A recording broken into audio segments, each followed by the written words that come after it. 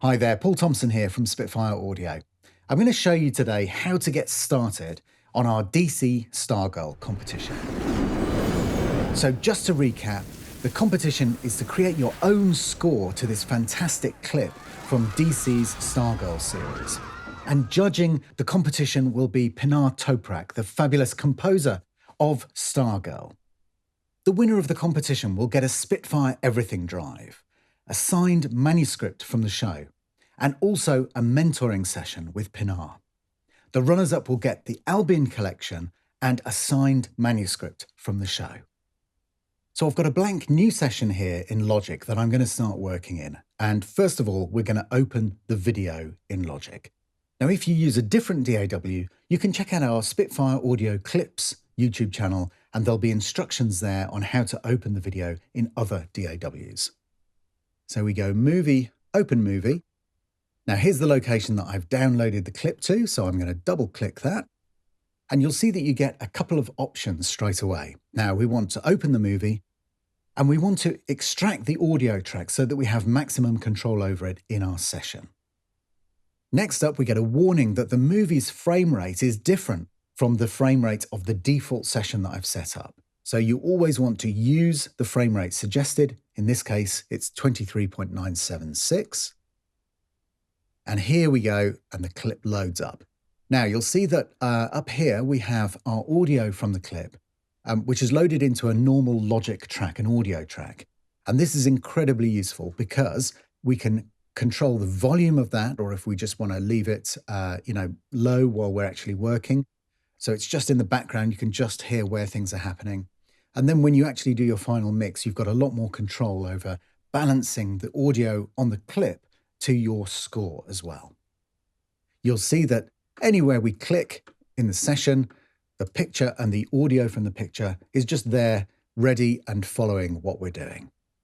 Now, if you control click in the movie itself, you'll get a whole load of other options in here. And I'm going to select Movie Project Settings.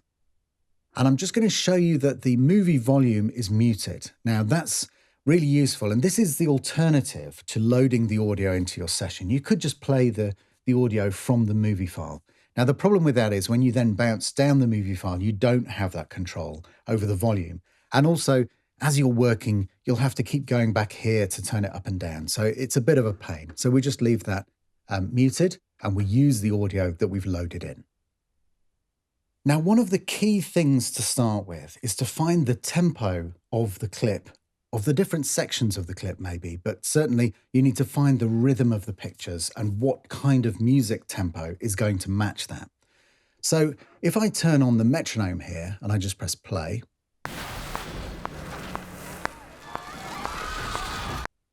so that probably feels a little bit leisurely at 120. So let's just go in and type 145.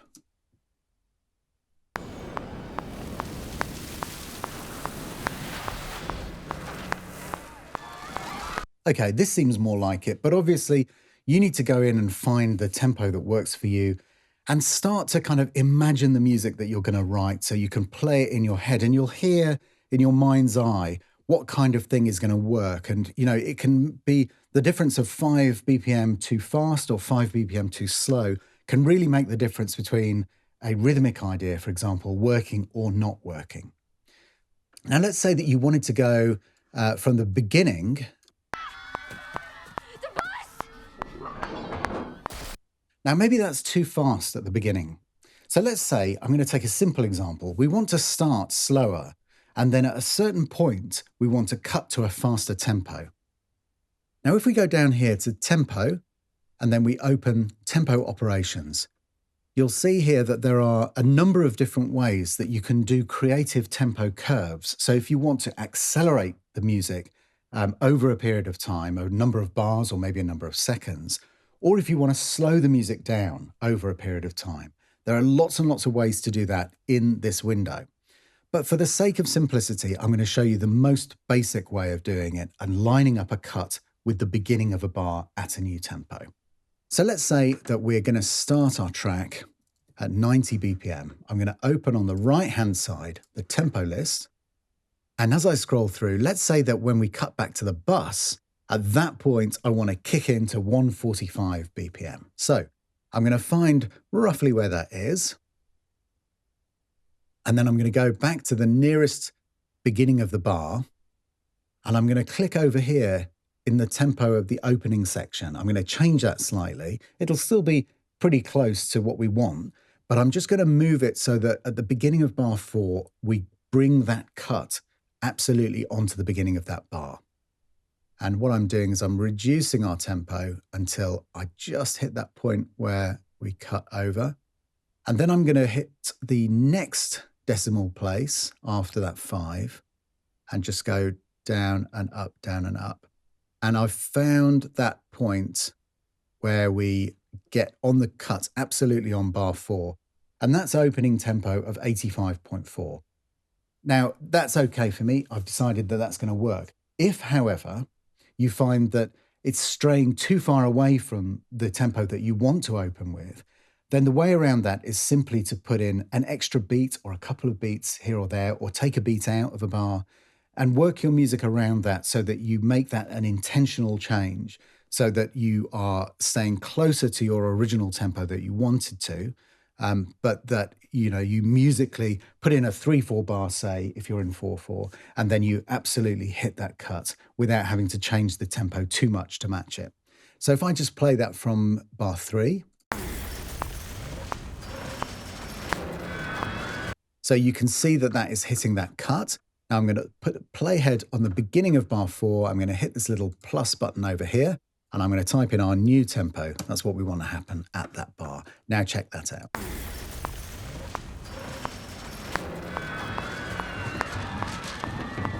So that's a really simple and straightforward way of making sure that you hit a tempo change on a specific cut in the picture. And as I say, if you want to explore in a little bit of a deeper fashion, then you can check out the tempo operations window and you can start experimenting with that and seeing if you can, do little ramps into changes as well instead. Now I'm just going to click in the bottom right-hand corner to shrink that window so that we can see our labs instrument. Now I've already loaded one up. But if you want to do one yourself, if you've only just downloaded our free labs collection, it's very, very straightforward. So we put a new track in, we pick labs from AU Instruments, Spitfire Audio labs, and then you load it up, create, and here we go. We're ready to go. So let's put in a little chord, and then I can show you how we export our finished score over to the video.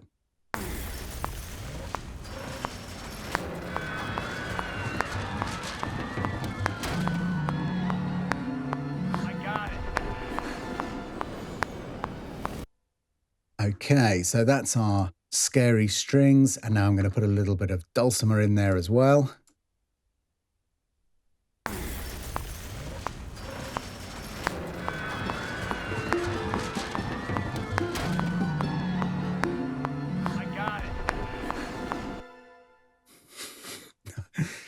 Now, I'm not trying to win any prizes with this composition, but let's get our balance roughly right. Our dulcimers are a little bit loud, our strings weren't quite loud enough.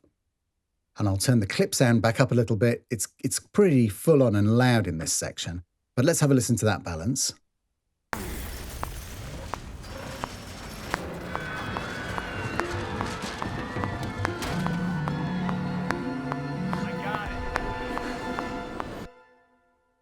Okay, so for the purposes of showing you how to export, just so you can see that some of the music has gone onto the video, I'm just going to leave those little bits of music in there. So before I export, I'm just going to click on the metronome to ensure that the clicking sound isn't exported along with my music. And then we're going to go movie, export audio to movie. I'm going to call this PT test, so I've got a unique name for my file. I'm going to leave all of these settings as they are. And then we get one more option, which is choose tracks to export. Now, we don't want to export the audio from the video file again, because we've already imported that into our session. So we would end up hearing it twice. It would just be twice as loud. So let's leave that unchecked and click OK. That bounces down. And then if we go back to where we've saved it and open it up, and then if I play you that section,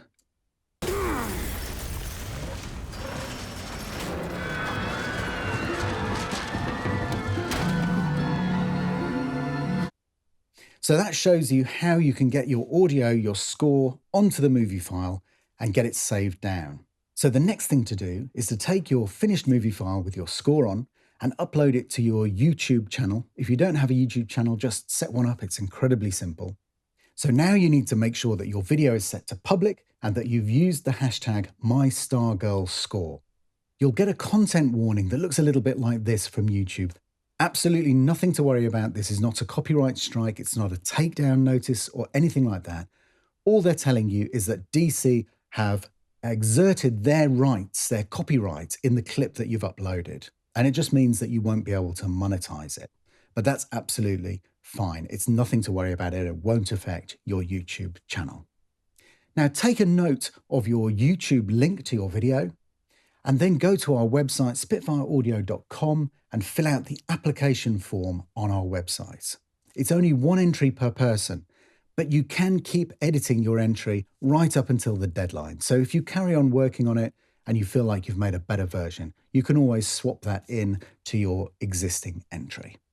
Now, the deadline for entries is the 12th of August, and you can find that in the terms and conditions as well on our website. It's not about redoing what Pinar has done for the series or following her concept for the score. It's about coming to it fresh with your own interpretation and being as original as you want to be. That's the first judging criteria.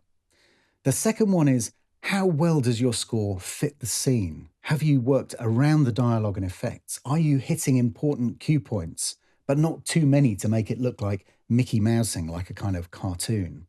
Does your score help to tell the story and match the pace of the visuals? The third criteria is how you handle the different emotions.